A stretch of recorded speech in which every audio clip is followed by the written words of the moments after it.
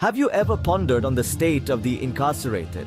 Have you ever questioned the conditions they live in, the treatment they receive, or the rights they're entitled to? Consider this: a case study from the Patriot Wing of the DC Correctional Treatment Facility, a place where inmates have created their own rituals to cope.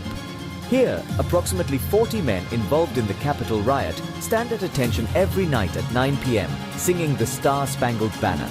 Despite their unity, experts express concern that such unity and communication may further radicalize them, highlighting the lack of de-radicalization programs and rehabilitation initiatives in the US prison system.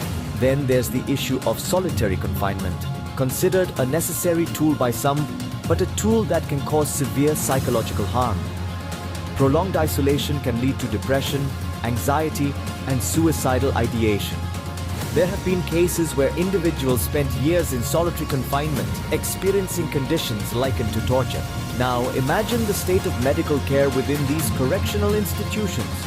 In multiple instances, inmates requiring medical attention have been denied care or given inadequate treatment. This neglect can lead to worsening health conditions and, in extreme cases, death. But the mistreatment doesn't stop there. Reports of excessive force by correction officers are disturbingly common. The use of tasers, pepper spray, and other forms of physical violence often result in serious injuries and, in some cases, fatalities. The degradation continues with invasive strip searches violating an individual's privacy and dignity.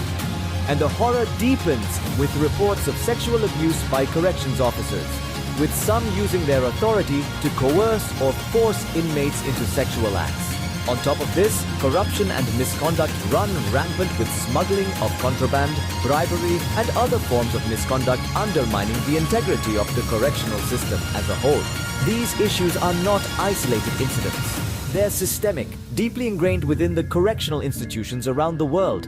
They undermine the fundamental principles of justice and fairness, perpetuating cycles of violence and recidivism.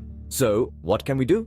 We can start by recognizing the problem. We can demand better training and oversight of corrections officers. We can call for reforms in the correctional system, focusing on rehabilitation rather than punishment. And most importantly, we must hold those who engage in misconduct accountable for their actions. It's time to take a stand. It's time to advocate for the rights of the incarcerated, because no matter their crime, every human being deserves dignity, respect, and fair treatment.